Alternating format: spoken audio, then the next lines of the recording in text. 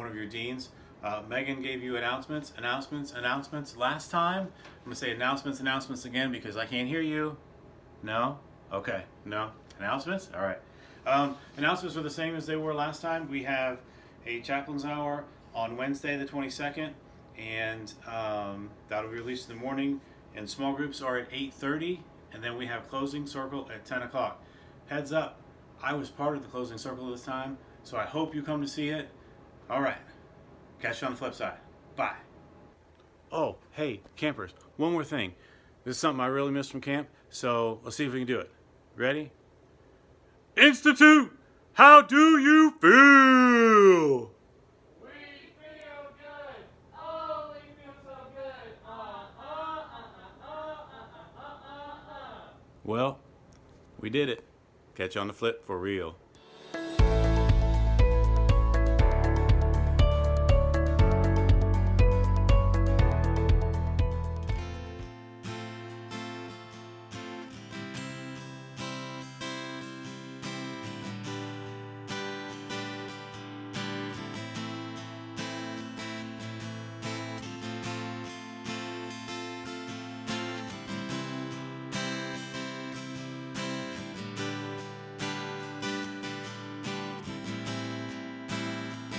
You are here, moving in our midst.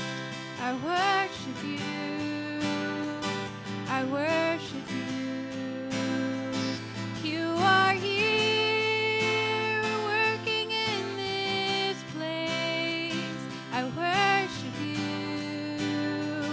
I worship you. You are here, moving in our midst. I worship you. I worship you. You are here, working in this place. I worship you. I worship you. You are waymaker, miracle worker, promise keeper, light in the darkness. My God, that is who you are. You are waymaker, miracle worker, promise keeper, light in the darkness. My God, that is who you are. You are here, touching every heart. I worship you. I worship you. You are here, healing every heart. I worship you. I worship you. You are here, turning lives around. I worship you. I worship you. You are here, mending every heart. I worship you. I worship you. You are waymaker, miracle worker, promise keeper, light in the darkness. My God, that is who you are. You are waymaker, miracle worker, promise keeper, light in the darkness. My God, that is who you are.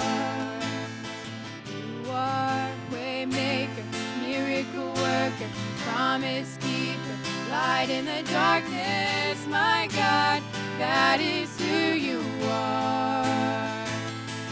You are waymaker, miracle worker, promise keeper, light in the darkness. My God, that is who you are.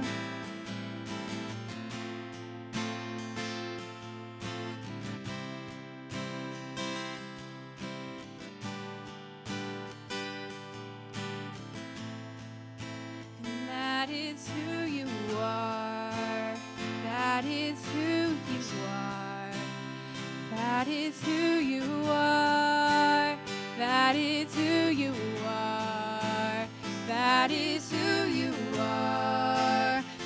That is who you are. That is who you are.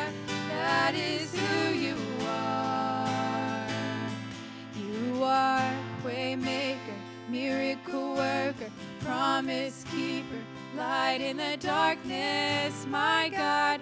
That is who you are. You are waymaker, miracle worker, promise keeper, light in the darkness, my God. That is who you are. That is who you are. That is who you are. That is who you are. That is who you are. That is who you are. That is who you are. That is who you are. That is who you are.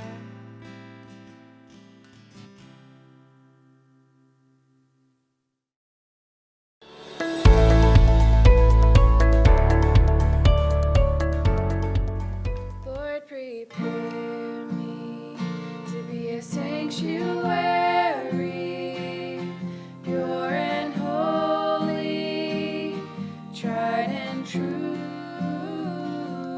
With thanksgiving, I'll be a living sanctuary for you. Lord, prepare me to be a sanctuary, pure and holy, tried and true. With thanksgiving, I'll be a living sanctuary for you.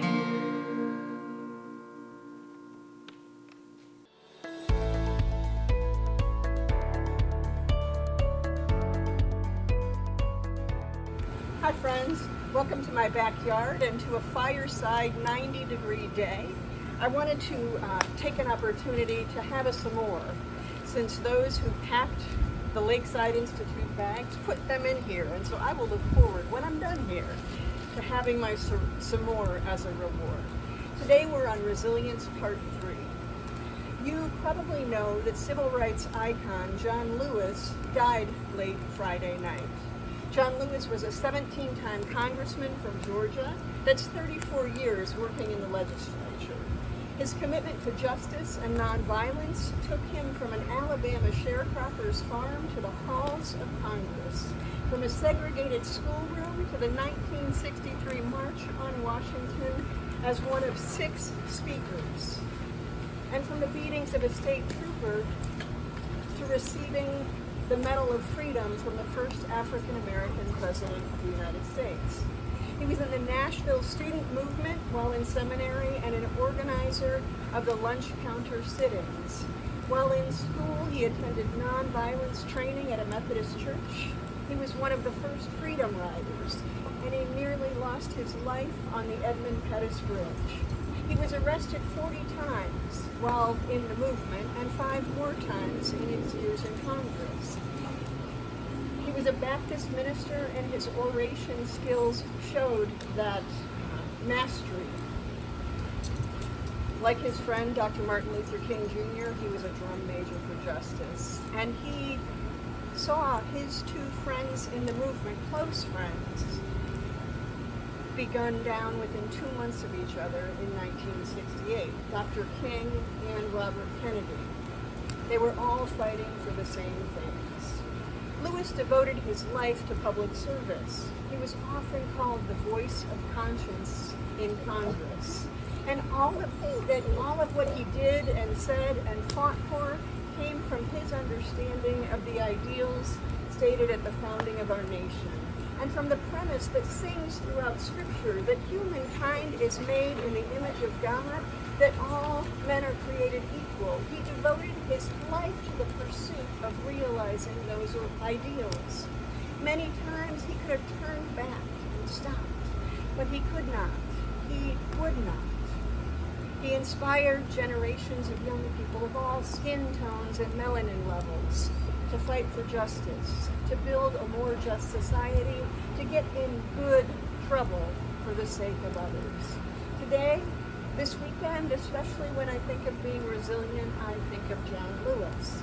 Resilient, able to recover quickly from difficult conditions, being strong enough in Christ, Joshua 1:9. Lewis knew something about holding tightly to God and to trusting God's faithfulness. One thing to remember about Lewis and so many icons like him is that they never traveled, worked, walked alone.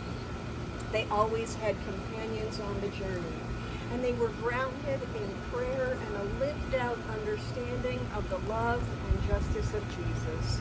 Lewis would say until his dying day that it was always about love.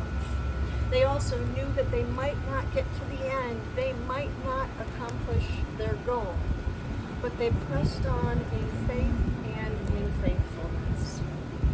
As we lose icons of monumental movements, I look around and I wonder who will be the voices of hope in coming generations.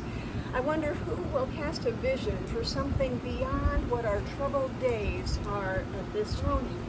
I expect that some of you who are watching will be difference makers in and for the lives of others. Honestly, I don't only expect it, I'm counting on it. I don't want to leave resilience as something high up on a mountaintop, unreachable to mere mortals like us. Back in the old days, back when I was a kid, and some of your leaders were kids too, when some of them were infants and some not even thought of yet, there was a commercial for Timex watches. The ad tagline said, "It takes a licking and keeps on ticking."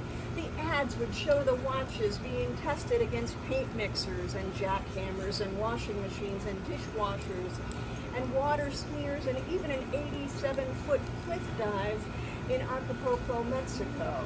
And after every text, they would show the watch, and they would show the second hand, and the tagline would say, "It takes a licking and keeps on ticking." The commercials on YouTube are a little cheesy, but you get the idea. The Timex watch was resilient. It takes a licking and keeps on ticking. Here's an example of resilience that I think you can relate to. It's a story, especially if you were at camp last year, that you know. It's about one whom you know and love. Let's hear from Patrick. Hello, my name is Patrick Bennett, and I wanted to talk to you about resilience and how it is one of the most powerful things God gives us to bounce back from difficult situations. I was asked to talk about my journey this past year and how I was resilient throughout.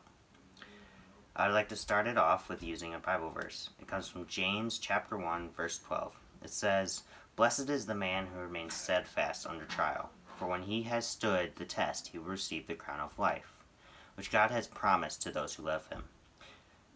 Now, when I looked up the definition of steadfast, according to Merriam-Webster's dictionary, there are two definitions. One, to be firmly fixed in place or not subject to change. But it also means firm in belief, determination, or adherence. So if I break down James 1:12 and put in the definition, it now says, "Blessed is the man who is firm in determination under trial," or we look at our trials as stress, anxiety, depression, etc. "For when he has stood the test or faced the challenge, he will receive the crown of life, which God has promised to those who love him." Now you're probably wondering, why am I using this specific Bible verse? Well, it fits perfectly with my story. So, as some of you may know, last July down in Seversville, Tennessee, I got really sick and was in and out of the hospital for about 6 months with something called pancreatitis. Now, what is pancreatitis, you may be wondering? I had no clue when I went in. All I was told was that it was common in alcoholics. So I was like, how is that possible? I haven't had a drop of alcohol in my life. They also said, oh, well, it's possible you have issues with your gallbladder. So they checked my gallbladder with the CT scan, and it was perfectly fine. So they decided to do more digging and found out that a medication I was taking for bipolar had a small chance to give it to me. Well, there was the cause. So I was admitted right away and was in 2 different hospitals down in Tennessee for a total of about 2 weeks. Now they weren't sure I was going to make it through because I was barely awake. And when I was, it was for 5 minutes. And then I'd be back asleep. So then I was finally flown home to Cleveland and was at main campus Cleveland Clinic for about another 2 weeks. Well, during that time, I was told that I could probably be able to make it to Institute, run cross country that year, and go back to school, etc., etc. And it looked really promising to go to Institute until the day before we had to leave. I ended up getting a really bad fever again and was told I had to stay. Well, I was very disappointed, but determined to get out and at least come and visit. Well, I did get out and was able to go and visit on Thursday that week. And throughout that first time in the hospital, I was received so much support, not only from friends and family, but my church and also all of you. My wall was literally covered in cards and sunshine grams from people who I didn't even know here at camp. There was literally no white paint visible. Some of my closest friends here from camp decided to raise money for me so I could go to camp next year. Those guys are the Connors, or should I refer to them as the Karens, because they decided to dress up as drag queens and jump into the lake for me. Well, I was able to go, and that day, like I said, Thursday, was the day they dressed up and jumped into the lake. Now, that was probably the entire highlight of my summer. But one thing that I did not tell you until now was that when I was in the hospital that first time, I had my friend's whose cousin's dad was in the hospital, specifically the ICU, the entire time I was there. I was able to get really close to my friend and her cousin and support her through that time, even though I was in a lot of pain and struggling through a situation myself. It was more important to me that everyone else was okay than even if I really wasn't. It was more. I sat on my hospital bed playing cards and prayed with them, and even with all the prayers, her dad sadly ended up passing, and she was heartbroken. But I still stayed strong and told her that she is strong and she can work through this. I told her to be resilient. I kept tabs on her by calling her and texting her.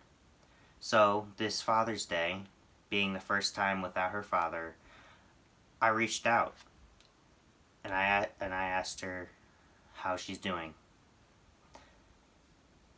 Obviously, it wasn't too good, but I told her that her dad is looking down on her, smiling because of how proud of a strong, young, amazing woman she has become.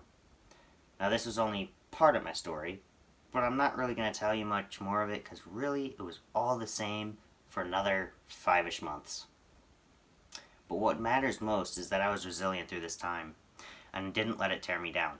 Even when I lost 50 pounds of muscle, I watched my leg muscle disappear, which made me heartbroken and cry because I am a runner and not a sprinter, a runner. I ran 10 miles a day, 50, 60 miles a week. And because of that, I was hurt. Now my mom, who ended up calling me our little Holocaust survivor, not comparing myself to them, but just because I looked so malnourished, and that was literally skin and bone. So once I got my feeding tube out in January, I decided to start running miles and miles again and worked out to gain that muscle back. Since then, to this day, I have gained 75 pounds of muscle. So this may just be part of my year, but I will say that if you believe, you can and will move mountains. If you are resilient, you will not be torn down. I'm going to end this with one of my favorite quotes by George A. Custer. It's not how many times you get knocked down that count. It's how many times you get back up.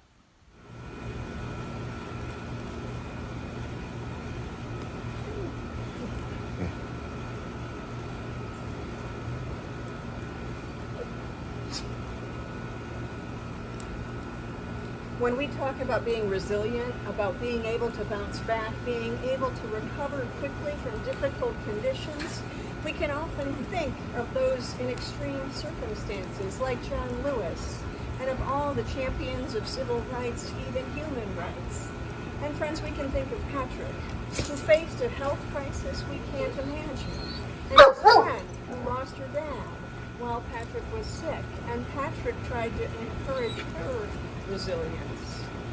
Regardless of what year we're in, we don't have to think too long to come up with times when we've had to go beyond ourselves and find the will to bounce back. If she wasn't watching this service with you, I might tell you about Sarah bouncing back from not making the 7th grade volleyball team. She was devastated. Resilience. Sometimes we have to be resilient because something happens that we didn't plan for. For example, who knew that on a 90-degree day, 90 plus degrees dry heat, adding more dry heat like an outside fire, even while recording in the shade, would overheat an iPhone? I can tell you that that can happen. And so I took a little break, restructured, reoriented, made a new plan, and we're back to finish this up.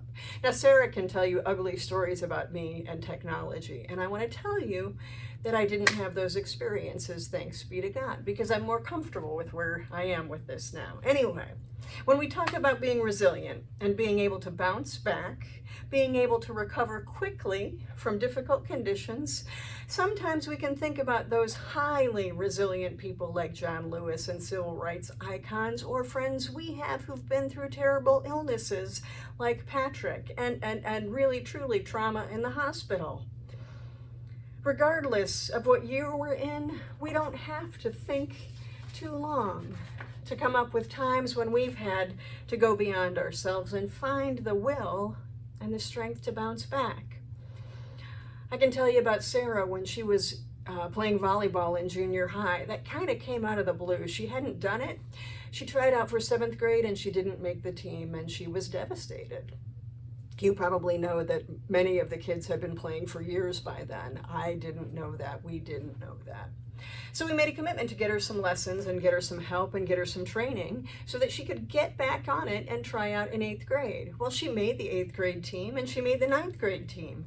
But her bigger story is that before the end of her 9th grade year, she realized that she loved something more than volleyball. So she switched to marching band and came to life. Sometimes being resilient means that we make a different choice. We go a different way. We find something that suits us and that we suit even better than what we thought was the thing that was for us.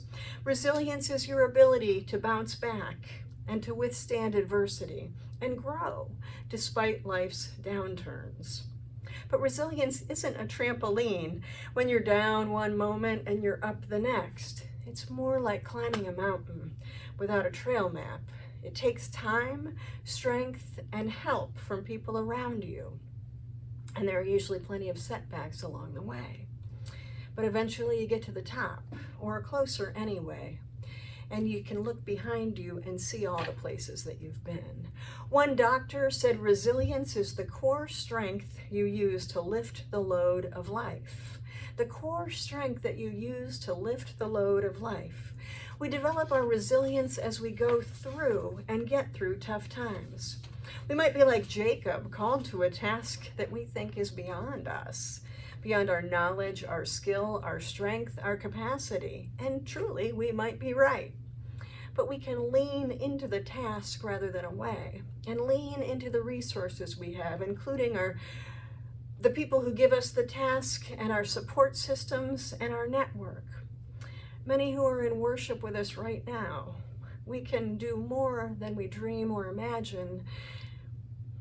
We get to and through, even to the other side. And sometimes we won't get through or to the other side. Sometimes we'll fail, we'll mess up, or we'll flat out quit. give up. And resilience is still necessary to get back up and try the next thing again. I want to say a few things about what resilience is not. Resilience is not asserting power over another person, especially if we're trying to cover up our own stuff, like our fears, our insecurities, or something that we messed up back there. Resilience is not always being fine. I grew up in a household where that simply was the answer. How are you? Fine. And then I had a friend who would, anytime I said fine, would come back with a snarky kind of fine. And really what she was doing was trying to get me to say more. She really did want to know what was going on with me. And so she invited me into seeing more than fine. You know, one of the acronyms for fine is frenetic, insecure, neurotic, and emotional. And I confess that some days I was indeed fine in that way. Resilience isn't one size fits all. What fits and works for your friend might not fit and work for you. Resilience isn't about endurance and making it to the end. You are not limitless. You have limits. You need to rest. You need to recover. Sometimes we have to stop. Resilience also isn't about hardening up, getting really tough so that nothing can get through to us. Jesus tells us to be wise as a serpent and innocent as a dove, or as one writer puts it, tough-minded and tender-hearted. Resilience is not about losing our tenderness. Resilience is also not about numbness. In my story, you heard examples of my numbing choices, and they kept me from growing, and even from knowing that there is this awesome God who loves me, just as I am and not as I should be. This God who loves me, and there's nothing I can do about it. Numbing kept me separated from God, from myself, and from others, which really seems absolutely counter to that greatest commandment that Jesus gave us, right? Resilience isn't easy. We usually can't be resilient alone. And some of us are so doggone independent, it hurts almost to ask for help. It's okay to ask for help if we need help. As I was researching resilience, I learned that The Ohio State University declared that 2019 was the year of resilience. They did a huge study about resilience at all different levels for different ages. Who knew then how handy and timely that 2019 study would be for 2020? The study said that we develop resilience in two ways. We develop it from the inside out and also from the outside in. Resilience from the inside out comes from your inner resources, your conviction, your self-love, your self-compassion. It comes from your faith, from your hope, from your positivity, from your courage, from your gratitude. It comes from values that are rooted deep within us, values that reflect the fruit of the Spirit that the Apostle Paul talks about in Galatians 5, love, joy, peace, patience, kindness, goodness, faithfulness, gentleness, and self-control. Resilience from the outside in comes from the people around you, those who truly love you, who value and support you, including family and neighbors and colleagues and small group members. Our inside out approach develops as we grow. You're in formative time for that growth at the ages that you are, and the people around you are here to help. We'll help you build a supportive inner dialogue for when we're not around. Resilient people tend to be optimistic and positive, have a sense of humor, be able even to laugh at themselves. They're motivated, have courage, hope, and perspective. They're intentional about what they choose to focus on. We can choose to live in the present or in the past or the future, but we get to choose. We also affect our resilience capacity in how we frame situations. When something bad happens, we all know it will. Do we view it as a trauma or a blip? A glitch? Does it unhinge us? Or is it something that we just need to take a moment and think about it, and we can overcome, conquer, even grow from it? God can help us get through what life hands us, but we've got to hone and develop the skills, will, and want to turn in God's direction. God's direction will always be the direction of wholeness and healing and goodness and mercy and justice and grace. God's direction will always have character of fruits of the Spirit. God doesn't stop bad or hard things from happening in our lives. That's never been part of the promise. If you're not sure of what to do, start here. Do no harm with your actions, your words, or your attitudes. Don't harm yourself. Don't harm others. Do no harm. And then alleviate the suffering of others. Help someone. Lift someone else up so they might flourish. God's promise is, I am with you. I am with you to the end of time. Do not be afraid. Be strong and of good courage. You, my friends, are beloved sons and daughters of God. You are strong enough in Christ. Will you pray with me? God, thanks for all of life. Thank you that we had breath in our lungs when we got up this morning and strengthened our bodies to take the next step. Thank you for all those who encouraged us in large and small ways, even for those who gave us a general kindness that we didn't expect, and for those also who went above and beyond the call of duty. Thank you, too, for the call to be sources of encouragement for others. Oh God, we need each other to survive. There is absolute truth in that. And so as we go to small group and we talk about resilience, give us courage to talk about what has worked and what hasn't for us. Open us up to the movement of your Spirit to speak and to listen, and to simply be reminded that there is nowhere that we can go that you are not. There is no task that we will ever undertake that you are not by our side. Let us go with the assurance and the confidence that you are with us. Nelson Mandela said, the greatest glory in living lies not in never failing, but in rising every time we fall. I'll see you tomorrow night for communion, friends. I'm so glad to be with you. Go in God's peace.